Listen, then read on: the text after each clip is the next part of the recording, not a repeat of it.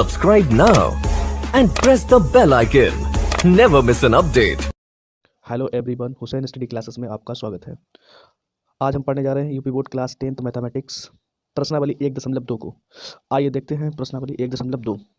प्रश्नावली 1.2 का पहला प्रश्न है, निम्नलिखित संख्याओं को अभाज्य गुणनखंडों के गुणनफल के रूप में व्यक्त कीजिए। अभाज्य गुणनखंडों के गुणनफल के रूप में व्यक्त करना बहुत सिंपल है, आप लोग पिछली क्लासों में पढ़ा भी होगा। 140। अब 140 चलिए देखते हैं कि अभाज्य गुणनखंड मुझे निकालने हैं। तो अभाज्य गुणनखंड का मतलब है, सबसे पहली बात तो यह है कि आपको अभाज्य संख्याएं मालूम होना चाहिए। अभाज्य संख्याएं क्या होती हैं? तो अभाज्य संख्याएं वो संख्याएं जो स्वयं से भाज्य हों, यानी स्वयं से कटें, किसी दूसरे से ना कटें। जैसे कि 2 है, 3 है, 5 है, 7 है और आगे 11। इस तरीके से ये संख्याएं जो है अपने आप से भाज्य होती हैं, किसी दूसरे से भाज्य नहीं होती हैं। इसलिए इस प्रकार की संख्या क्या कहलाती हैं? अभाज्य संख्या कहलाती हैं। और यहाँ पर हम किसी भी संख्या को पर्टिकुलर अभाज्य संख्या से ही गुणनखंड निकालना है तो चेक कर रहे हैं। तो पहली संख्या जो मुझे दी गई है वो यहाँ पर 140 है। तो 140 सबसे पहले जो कटेगा वो सबसे छोटी अभाज्य जो है वो 2 है आपकी। तो 2 से काटते हैं, 2 सत्ते 14 यानी कि 70 बनेगा आपका। फिर 2 से काटेंगे, 2 3 6, 1 बच गया, 10 हो गए, 2 पंचे 10। फिर ये इसके पीछे 5 आया तो ये इसका अंतिम अंक 5 यानी कि ये 5 से कट जाएगा। तो 5 से काटते हैं, 5 सत्ते 35 और 7 एकन 7। तो अभाज्य गुणनखंड बराबर क्या बनेंगे इसके? तो यहाँ डाल देना है हेडिंग आपको, अभाज्य गुणनखंड। अभाज्य गुणनखंड बराबर आपके बनेंगे जाकर के 2 बार है तो 2 की पावर 2 में गुणा 5 गुणा 7। दूसरा क्या है? पहली हेडिंग का दूसरा भाग है 156। तो फिर इसे आप 2 से काटिएगा, 2 सत्ते 14, 1 बच गया, 16 हो जाएंगे। तो 2 अट्ठे 16, 2 3 6, 1 बच गया, 18 हो गए, 2 नेम 18, 3 एकन 3, 3 त्रिका 9, 13 एकन 13। तो अभाज्य गुणनखंड क्या बनेंगे आपके? जो नंबर्स दिए गए हैं इन्हें आप लिखते हैं, अभाज्य गुणनखंड। 2 बार आया है तो 2 की पावर 2 मल्टीपल 3 मल्टीपल 30। नेक्स्ट है आपका तीसरा 38 25। 38 25 ये देखिएगा बड़ी संख्या है, इसके पीछे 5 आया है तो ये 2 से तो कटेगा नहीं। तो हम लोग इसे ट्राई मारते हैं। अगर पीछे 5 है या 0 है तो सबसे पहले हम लोग 5 से ही डायरेक्ट ट्राई करते हैं इसे। तो 5 से काटते हैं, 5 सत्ते 35, कितना बचा यहाँ पर? 3, 32 हो गया, 5 चक्का 30, 2 बच गया, 25 हो गया, तो 55 25। फिर 5 आया, फिर 5 से एक बार ट्राई करते हैं। तो 5 एकन 5, कितना बच गया? 2, 26 हो गया, 55 25, कितना बचा? 1, 15 हो गया, 5 3 15। अब ये कट जाएगा आपका, 3 से कट जाएगा, 3 पंचे 15, 3 एकन 3, 51 आया है तो 51 कटेगा फिर 3 से अगेन, 3 एकन 3, 2 बच गया, 21 नहीं कटेगा। 51, 3 एकन 3, 2 बच गया, 21 हो गया, तो 3 सत्ते 21, ठीक है, 17 एकन 17। तो इसके अभाज्य गुणनखंड जो बन रहे हैं वो आपके यहाँ हेडिंग डाल दें, अभाज्य गुणनखंड। 5 2 बार आया है तो 5 की पावर 2 गुणे 3 2 बार आया तो 3 की पावर 2 गुणे 17। इसके बाद इसका चौथा है 5005। इसके पीछे 5 है तो इसे हम लोग सबसे पहले तो 5 से ही काटते हैं, 5 एकन 5, 5 एकन 5। 1001 किससे कटेगा? तो 7 से ट्राई करते हैं इसे। 5 से तो काट लिया, 5 एकन 5, 0 0 5 एकन 5। अब इसे 7 से देखते हैं ट्राई करके। तो 7 एकन 7 बचा, कितना यहाँ पर 3, कितना हो गया? 30, 7 चौको 28, 2 बच गए, 21 हो गए, 7 तियाँ 21। अब ये कटेगा आपका 11 से। 5 भी अभाज्य है, 7 भी अभाज्य और 11 भी अभाज्य है, ठीक है। तो 11 से काटते हैं, 11 एकन 11, कितना बचा? 3, 33 हो गए, 11 तियाँ 33, 13 एकन 13। अभाज्य गुणनखंड जो आए हैं वो हम लोग लिख देंगे। तो अभाज्य गुणनखंड बराबर, अभाज्य गुणनखंड बराबर 5 में गुणा 7 में गुणा 11 में गुणा 13, ठीक है। 74 29। तो 74 29 जो है आपका पीछे 9 है, 74 29 इसे यदि आप काटते हैं तो देखिएगा 9 है इसके पीछे, तो ये 2 से तो कटेगा नहीं। 3 से विभाज्यता का नियम होता है कि यदि दी हुई संख्याओं का योग 3 से कटता है तो वह संख्या 3 से कट जाएगी। 3 से ट्राई मार के देखते तो 7 4 11, 11 2 13 और 9 आपका हो जाएगा 22। तो जो कि 3 के पहाड़े में नहीं आता, 3 से नहीं कटेगा, इसलिए ये 2 से नहीं कटेगा, 3 से नहीं कटेगा, 5 से तो कटेगा ही नहीं। फिर आपका ये 7 से भी नहीं कटेगा, ये आपका कटेगा डायरेक्ट 17 से, 17, ठीक है। 17 चौको 68, 17 चौको 68, कितना बचा? 68 और 6 बच गया, 62 हो गया। तो 17 तियाँ 51, 17 चौको 68, 17 पंचे 85, 6 बच गए, 62 हो गए, 17 तियाँ 51, 51 और इधर बच रहे हैं आपके 51, इधर रखेंगे तो 11 9 यानी कि 119 बच जाएगा। 119 17 सत्ते 119 हो जाएगा आपका। फिर ये कटेगी आपसे 19 19 से काट के देखते हैं तो 19 दूना 38, 19 से 57 ज़्यादा हो जाएगा। 19 दूना 38, 38 और 2 40 और 3 45 यानी कि 5 हो गए। 5 बचे 5 और 57, 19 3 57, ठीक है 23। तो 23 एकन 23। तो इसके जो अभाज्य गुणनखंड बने हैं आपके, तो वो क्या बने हैं? अभाज्य गुणनखंड बराबर आपका हो जाएगा 17 में गुणा 19 गुणा 23। प्रश्नावली 1.2 की पहली हेडिंग के सभी भाग पढ़ लिए हैं। अब प्रश्नावली 1.2 पहले प्रश्न का हल हम लोग निकाल चुके हैं। निम्नलिखित युग्मों मतलब होता है जोड़ा, पेयर के HCF और LCM ज्ञात कीजिएगा तथा इसकी जांच कीजिए कि दो संख्याओं का गुणनफल जो बराबर है HCF गुणे LCM के, यानी कि ये मुझे जांच भी करना है कि जो संख्याएं हैं यदि उनका गुणा किया जाए वो HCF गुणे LCM के बराबर आना चाहिए। तो ठीक है, दी हुई संख्याओं को हम लोग प्रश्न के हिसाब से चलते हैं।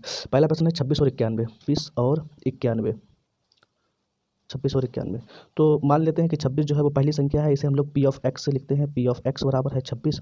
दूसरी संख्या 51 है तो इसे हम लोग लिखेंगे Q ऑफ X बराबर 51। 26 के फैक्टर करते हैं तो आपका सीधा सीधा मिलेगा 2 में गुणा 13 है, और 91 के सॉरी फैक्टर करते हैं तो आपका मिलेगा 7 51 7 3 21 यानी 13 7 91 मिल जाएगा। अब इन दो नंबर्स का यदि हमें HCF निकालना है तो HCF क्या निकलेगा भाई? देखिएगा HCF मतलब न्यूनतम संख्या, सॉरी हाईएस्ट। तो HCF निकालने का सबसे बढ़िया तरीका ये है कि जो संख्याएं आपने उनके अभाज्य गुणनखंड जो भी लिखे हुए हैं उन दो लाइंस में आप नंबर को चेक करें। दोनों लाइन में आए हुए नंबर कॉमन नंबर HCF कहलाते हैं। जैसे कि बात करें यहाँ 2 में गुणा 13 है, यहाँ 7 में गुणा 13 है, तो इन दोनों यानी ऊपर लाइन और नीचे लाइन दोनों में मौजूद नंबर क्या कहलाएगा? HCF कहलाएगा। इन दोनों में क्या है कॉमन? तो 13 कॉमन है, तो इसका HCF जो होगा वो क्या होगा? 13।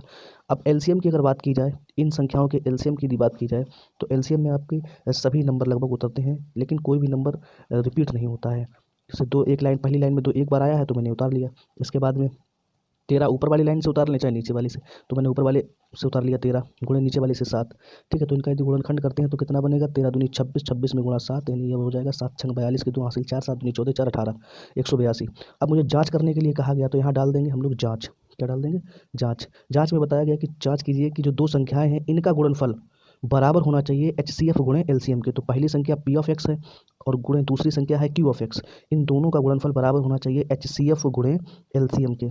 तो ठीक है भाई, P ऑफ X कितना दिया गया है? 26 दिया गया है। Q ऑफ X कितना दिया गया है? 91 दिया गया है, बराबर HCF कितना है? HCF 13 है आपका। LCM कितना है? 182 है। इन दोनों का गुणा करते हैं तो आपको मिलेगा, तो 26 और 91 का गुणा करना है और जो कि बराबर आना चाहिए 13 गुणा 182 के।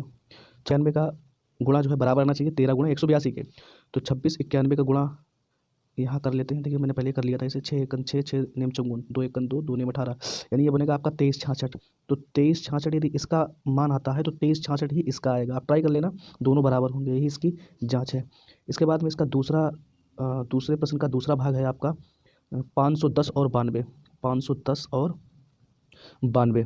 तो 510 को हमने P ऑफ X यानी कि पहले नंबर मान लिया है। 510 Q ऑफ X जो है वो दूसरे से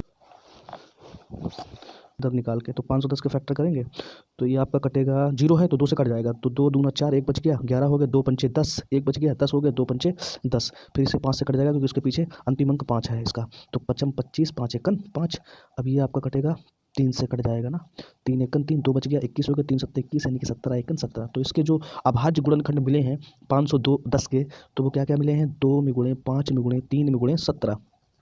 दूसरी संख्या है 92, तो 92 के यदि हम लोग अभाज्य गुणनखंड निकालते हैं तो क्या निकलेंगे भाई? 2 से कट जाएगा, ये भी 2 चाकू 8 1 बच गया, 12 हो गए, 2 छंग 12 2 दूना 4 2 3 6 23 अभाज्य है तो 23 एकन 23। तो ये आपका बनेगा 2 में गुणा 23। अब सबसे पहले मुझे निकालना है HCF। क्या निकालना है? HCF निकालने का तरीका, दोनों लाइनों में आए हुए कॉमन नंबर, जो 510 की रो बनी हुई है और 92 की रो बनी हुई है, इन दोनों लाइन में आए हुए कॉमन नंबर, दोनों लाइनों में आए हुए कॉमन नंबर। तो कॉमन नंबर की बात करें तो यहाँ पर कॉमन सिर्फ मुझे 2 दिख रहा है, 2 के अलावा और तो कोई कॉमन नहीं दिख रहा है, तो इसका जो HCF होगा वो क्या होगा? 2 हो जाएगा। LCM की बात करें तो LCM में होता है कि ऊपर और नीचे दोनों पंक्ति यानी कि दोनों लाइनों में आए हुए नंबर, लेकिन उन नंबरों का अधिकतम संख्या बोले तो, लेकिन उन नंबर का रिपीटेशन नहीं होना चाहिए। जैसे कि इस लाइन में 2 2 बार आया है तो हम लोग इसी लाइन से 2 2 बार को पिक करेंगे, इस लाइन से नहीं उठाएंगे। तो 2 में गुणे 2। फिर यहाँ पर फिर बात करें कि इस लाइन में 23 भी है तो 23 भी हमने उठा लिया। इसमें आपका 2 है, 5 है, 3 है, लेकिन यहाँ से 2 नहीं उठाना है क्योंकि हमने यहाँ से 2 निकाल ही लिए हैं पहले से। अब यहाँ से हमें 3 को निकालना है, फिर निकालना है 5 को, फिर निकालना है 17 को। अब इन सभी संख्याओं का हम लोग गुणा करते हैं। तो गुणा है आपका 2 दूना 4 और गुणे 23, 5 तीन 15 और गुणे 17, 15 चक्कू 60 बन जाएगा आपका ये 60 में गुणा 23, 60 इधर बन जाएगा। 15 4 के गुणा करने पर 17 तिया 51 की 1 हासिल 5, 17 दूनी 34 और 5 कितना हो जाएगा 39, 391 गुणा 60 कितना बनेगा तो 6 एकन 6, 6 नेम 54 की 4 हासिल 5, 6 3 18 5 23, 23 46। अब यहाँ एक जीरो था वो जीरो लगा लेंगे तो इसका आंसर आएगा 23 460। अब इसमें जांच करने के लिए कहा गया, चलिए जांच करते हैं इसकी। जांच में क्या कहा गया है कि दो संख्याओं का गुणनफल, दो संख्याएं कौन कौन सी थी, पी ऑफ एक्स गुणे क्यू ऑफ एक्स, दो संख्याओं का गुणनफल बराबर होना चाहिए एच सी एफ गुणे एल सी एम के। तो एच सी एफ गुणे एल सी एम यानी पी ऑफ एक्स पहले क्या था, तो पी ऑफ एक्स आपका है 510, क्यू ऑफ एक्स कितना है 92 बराबर एच सी एफ कितना है 2 और गुणे एल सी एम है आपका 23 460। तो 23 460 इन दोनों का गुणा बराबर होगा इन दोनों के। सबसे पहले ये मुझे छोटा दिख रहा है इसका कर ले, वो तो इसके बराबर होगा ही। तो 2 का गुणा 0 करेंगे तो 0, 2 छंग 12 की 2 हासिल 1, 2 चाकू 8 और 1 9, 23 दूना 46 हो जाएगा। तो 46 920 यदि ये आया है तो ये भी आपका 46 920 ही बनेगा, ट्राई कर लेना। और ये आपका जांच सेटिस्फाई हो गई। अब इसके बाद में इसका तीसरा क्वेश्चन भी दिया गया है। हाँ, दूसरे प्रश्न नंबर 2 का तीसरा भाग क्या है, 336 और 54, 336 और 54। इसमें भी वही काम करने के लिए कहा गया, 36 और 54। तो पहली हमने संख्या पी ऑफ एक्स जो मानी है वो 336 है, दूसरी क्यू ऑफ एक्स जो मानी है वो 54 है। तो 336 के यदि हम लोग गुणनखंड करते हैं तो आपके गुणनखंड जो है वो मिलेंगे जा करके 2 से कट जाएगा ये भी। तो एकन 2 1 बच गया, 13 हो गए, 2 छंग 12 1 बच गया, 16 हो गए, 2 अट्ठे 16, 2 अट्ठे 16, 2 चाकू 8, 2 चाकू 8, 2 दूना 4, 2 दूना 4, 2 एकन 2, 3 7 21, 7 एकन 7। तो ये आपका बना जा करके 2 कितने बार हैं इधर देखिएगा, 1 2 3 4, तो 2 की पावर 4 कर दें, 2 की पावर 4 गुणे 3 गुणे 7। इसके बाद 54 है तो 54 के भी हम लोग फैक्टर बना लेते हैं। तो 2 दूना 4, 1 बच गया, 14 हो गए, 2 सत्ते 14, फिर 3 से काटेंगे, 3 नेम 27, 3 त्रिका 9, 3 एकन 3। तो यहाँ पर देखते हैं 2 जो है एक बार है बट 3 कितने बार है, तो 1 2 3 बार, तो 3 की पावर 3 बना लिया। अब मुझे चाहिए एस सी एफ। तो एस सी एफ का मतलब होता है कि एस सी एफ होता है, देखिएगा दोनों में कॉमन तो होना चाहिए लेकिन अब यहाँ घात का लफड़ा आ गया। तो घात वाले यानी कि जिस पर न्यूनतम घात लगी हो, जिस संख्या पर न्यूनतम घात हो वही नंबर ऐसे में उतारा जाएगा। तो अगर बात करें यहाँ 2 की पावर 4 है और यहाँ 2 है, दोनों में 2 कॉमन तो है लेकिन न्यूनतम घात यानी इसके ऊपर कोई घात नहीं तो मैंने वन मान ली, इसके ऊपर भी वन मान लेंगे। तो न्यूनतम घात कितनी है 2 की पावर 1, ठीक है। इसके बाद 3 में अगर चेक करते हैं तो 3 पर न्यूनतम घात कितनी है 3 है। तो जो इसका एच सी एफ बनेगा जा करके वो 3 दूना 6 होगा। एल सी एम क्या होता, तो एल सी एम आपका अधिकतम घात वाला नंबर जो है एच सी एफ कहलाता है। तो अधिकतम घात वाला कौन सा है, तो 3 की पावर 3 है और 2 की पावर 4। तो 2 की पावर 4 मैंने लिख लिया गुणे 3 की पावर 3 है, 3 की पावर 3। तो 2 की पावर 4 का मतलब बना कि 2 का 4 बार गुणा करना है, लिख के 2 2 2 यानी कि 2 दूना 4 दूनी 8 दूनी 16, 16 इधर बनेगा। 3 की पावर 3 का मतलब हुआ जा करके 3 में गुणा 3 में गुणा 3 3 त्रिका 9 तिया 27। अब इन दोनों का गुणा कर देना है। तो 16 सत्ते 112 की 2 हासिल 11, 16 दूनी 32 और 12 कितना हो जाएगा 43, 432 हो जाएगा। अब मुझे करना है जांच। तो जांच क्या है आपकी, पी ऑफ एक्स गुणे क्यू ऑफ एक्स बराबर होनी चाहिए एच सी एफ गुणे एल सी एम के। तो पी ऑफ एक्स आपका है 336 में गुणा क्यू ऑफ एक्स है आपका 54 बराबर एच सी एफ निकला है 6, एल सी एम निकला है 432। तो ये आपका बनेगा, तो जांच में आपको संख्याएं क्या थी 336 और 54 और इधर आपकी बनी है एस सी एफ में 6 में गुणा 432। अब सबसे पहले यूनिट डिजिट को चेक करते हैं। तो 6 चौक 24, यहाँ यूनिट डिजिट 4 मिलेगा, यहाँ कितना मिला 6 दूनी 12 यानी कि 2, कहीं ना कहीं मिस्टेक हो गई है। देखते हैं L C M S C F सही है। एल सी एम आपका ठीक है 7, यहाँ पर भूल गए लिखना 7 आएगा, तो यहाँ पर मुझे 7 लिखना पड़ेगा, तो 7 से इसमें गुणा करना पड़ेगा। तो यहाँ भी आप 7 ऐड करते हैं। अब इसका जब आप करेंगे तो यूनिट डिजिट सेम हो जाएगा, तो इसका गुणनखंड कर लेते हैं। इधर बनेगा आपका 336 और 54 का जो गुणा किया वो आया आपका 18 144। हम इसे डायरेक्ट इधर लिखे, डायरेक्ट ज़्यादा टाइम नहीं लगाना चाहते इसमें। 18 144 और इसका यदि हमने टोटल मल्टीप्लाई किया 6 7 42, 42 गुणे 432, तो ये आपका बनेगा जा करके 18 144। 18 144 दोनों बराबर हैं, ये जांच हो गई आपकी सेटिस्फाई। तो प्रश्न संख्या 2 के तीनों भाग हमने हल कर लिए हैं। अब प्रश्न संख्या 3 पर चलते हैं। 3 में क्या कहा गया आइए देखते हैं। प्रश्न संख्या 3 में बताया गया है कि अभाज्य गुणनखंड विधि द्वारा निम्नलिखित पूर्णांकों के एचसीएफ और एलसीएम ज्ञात कीजिए। यानी इन संख्याओं में आपको सिर्फ एचसीएफ और एलसीएम ही बताने हैं। तो ये सबसे सरल हेडिंग है। तो ठीक है देखते हैं, इन संख्याओं का हमें एचसीएफ और एलसीएम निकालना है। ठीक है बड़ा सिंपल है, तो लिख लेते हैं 12 15 और 21।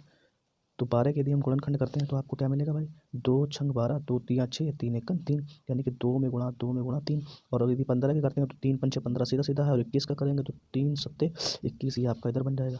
एचसीएफ निकालने का तरीका हम आपको बता ही चुके हैं कि एचसीएफ यानी कि तीनों पंक्ति, जो तीनों पंक्ति बनी हुई है नंबर से 1 2 3, इन तीनों में जो नंबर तीनों में मौजूद हो, जो संख्या तीनों में दी गई है वही उसका एचसीएफ कहलाती है। तो यहाँ पर 3 3 3 तीनों में मौजूद है, तो एचसीएफ क्या हो जाएगा 3। बात करें एलसीएम की, तो एलसीएम जो है आपका एक लाइन में यानी एक पंक्ति में आई हुई अधिकतम संख्या एचसीएफ कहलाती है। और एचसीएफ में सभी एलसीएम कहलाती है, एलसीएम में सभी अंक उतार लिए जाते हैं। तो यहाँ दो बार आया है, तो हम लोग लिखेंगे 2 में गुणे 2। 3 किसी भी एक लाइन से आप ले सकते हैं, तो 3 को मैंने लिख लिया, 5 लिख लेंगे, 7 लिख लेंगे, ठीक है। तो ये जो एलसीएम बनेगा वो आपका बनेगा 2 दूना 4, 4 तीन 12, 12 पंचे 60, और 60 सत्ते 420, ठीक है। ये आया आपका एचसीएफ 3 आया, और एलसीएम कितना आया 420। अब तीसरे का पहला भाग हो गया, तीसरे का दूसरा भाग देखते हैं भाई। दूसरा भाग है आपका 17, 23 और 29। 17 23 29, तो 17 23 29 में ये सबके सब अभाज्य संख्याएं हैं। तो अभाज्य संख्या स्वयं से करती हैं, तो इसका गुणनखंड तो बनेगा नहीं। 29 23 29, तो इसमें हम लोग देखते हैं 17, तो इसमें एचसीएफ कैसे निकाला जाएगा, तो 17 में गुणा 1, 17 एकन 17, और 23 में गुणा 1, 23 एकन 23, 29 में गुणा 1, तो जो इसका एचसीएफ आएगा वो आपका बनेगा 1, ठीक है। और एलसीएम की बात करें तो एलसीएम जो बनेगा आपका 17 गुणे 23 गुणे 29 गुणा 1, इन सभी का आप गुणा कर लें और जो आंसर आएगा वो इसका एलसीएम कहलाएगा। तो 17 23 29 गुणा 1 हम सीधा सीधा लिखा दे रहे 11 339, ये मैंने करके रख लिया था, आप चेक कर लेना, इतना ही निकलेगा। प्रश्न संख्या 3 का तीसरा भाग वो भी देखते हैं। 8 कामा 9 और 25, 8 कामा 9 और 25, तो 8 है और 9 है और क्या है 25 है। तो इन नंबर्स को आपका एचसीएफ और इन नंबर्स का एचसीएफ और एलसीएम निकालना है। तो 8 यानी 2 में गुणा 2 में गुणा 2, ठीक है। 9 तो 3 में गुणा 3, ओके। 25 की बात करें तो 5 में गुणा 5। इन सब में कोई भी कॉमन संख्या नहीं दिख रही, तो सभी के पीछे हम लोग 1 लगा लेंगे, तो 1 जो है हर संख्या में छिपा हुआ होता है। तो जो एचसीएफ है इन संख्याओं का भी क्या हो जाएगा, 1 हो जाएगा, ठीक है। और बात करें एलसीएम की, तो जो एलसीएम होगा आपका, एलसीएम में जैसे 2 कितने बार आए हैं 3 बार, तो हमें लिखना पड़ेगा 2 में गुणे 2 में गुणे 2, यानी कि 2 की पावर 3। 3 कितने बार आए हैं 2 बार, तो 3 की पावर 2 गुणे 5 कितने बार आए हैं 2 बार, तो 1 लिख लेते हैं। 2 की पावर 3 का मतलब है 8, 3 की पावर 2 का मतलब है 9, 5 की पावर 2 का मतलब है 25 में गुणा 1, तो ये आपका बनेगा जा करके 25 अट्ठे 200, 200 में गुणा 9 में गुणा 1, तो 9 दूनी 18, यानी बनेगा आपका 1800। तो कंप्लीट हो चुका है। अब प्रश्न संख्या 4 पर आते हैं। प्रश्न 4, एचसीएफ 306 कामा 657 और 9 दिया है, एलसीएम 306 और 657 ज्ञात कीजिए। देखिएगा ये प्रश्न जो है आपका परीक्षा की दृष्टि से भी बहुत इंपॉर्टेंट है। परीक्षा में इस टाइप के प्रश्न ही पूछे जाते हैं, और बाकी ये आपने जो भी लगाए थे वो इतने आने के कोई चांस नहीं है, बट ये प्रश्न जो है आपका इंपॉर्टेंट है। तो देखते हैं 306 और 657 का क्या मतलब है। यहाँ पर 306 जो है वो पहली संख्या है, 657 जो है वो दूसरी संख्या है, यानी इन दो संख्याओं का जो एचसीएफ है वो 9 है, और इन दो संख्याओं का एलसीएम क्या होगा, ये प्रश्न ने पूछा है हमसे। तो ठीक है प्रश्न, तो प्रश्न संख्या 4 में दो संख्या दी गई है, पहली संख्या है 306, दूसरी है 657। तो इसे हम लोग कुछ इस तरीके से लिख लेते हैं कि पी ऑफ एक्स मैंने मान लिया कि पहली संख्या है जो कि 306 है, और दूसरी संख्या क्या है क्यू ऑफ एक्स, तो क्यू ऑफ एक्स बराबर 657। और इन दो संख्याओं का जो एचसीएफ है वो कितना है भाई, एचसीएफ जो है वो आपका 9 है, और इन्हीं संख्याओं का पूछा गया है एलसीएम, तो एलसीएम कितना होगा, ठीक है, वो क्वेश्चन मार्क लगा लिया। इसके लिए एक सूत्र होता है, सूत्र क्या होता है कि पी ऑफ एक्स गुणे क्यू ऑफ एक्स बराबर एच सी एफ गुणे एलसीएम, एच सी एफ गुणे एलसीएम। पी ऑफ एक्स का मतलब है कि पहली संख्या गुणे दूसरी संख्या बराबर होती है एचसीएफ गुणे एलसीएम के। तो पहली संख्या जो है वो आपकी है 306, और क्यू ऑफ एक्स मतलब दूसरी संख्या है 657 बराबर एचसीएफ कितना है आपका 9 गुणे एलसीएम कितना है, सॉरी निकालना ही है मुझे एलसीएम। तो अब मुझे चाहिए क्या एलसीएम, तो एलसीएम के साथ संख्या है आपकी 9, तो 9 का हम लोग जब रूपा ट्रांसफर करेंगे तो यानी कि जो गुणे में है तो इस संख्या की किस में जाएगी, बटे में, यानी कि 306 में गुणा 657 बटा 9 बराबर एलसीएम। तो 9 से हम लोग यहाँ काट के देखते हैं, तो 9 इसे 306 में भाग देते हैं, तो 9 तियाँ 27, कितना बचा 3 36, तो 9 चाक 36, यहाँ बना आपका 34 में गुणा 657 बराबर एलसीएम। या हम लोग ऐसे भी लिख सकते हैं कि एलसीएम बराबर 34 में गुणे 657, ठीक है। इन दोनों का गुणा कर लेंगे, हमारा आंसर आ जाएगा। तो इनका गुणा करते हैं भाई, इन दो संख्याओं का गुणनफल 34 गुणे 657 का आएगा आपका 22,338, ठीक है। तो ये आप यहाँ लिख देंगे 22,338, और ये क्वेश्चन जो है परीक्षा के लिए इंपॉर्टेंट है, इस टाइप के क्वेश्चन भी पूछे जाते हैं। और एक चीज़ बता दें हम आपको, प्रश्नावली 1.2 में आपकी अगर पूछी जाती है क्वेश्चन, तो दूसरा क्वेश्चन ये इंपॉर्टेंट है, इसका आप रिवाइज कर लेना सही ढंग से। और प्रश्न संख्या 4 ये भी इंपॉर्टेंट है।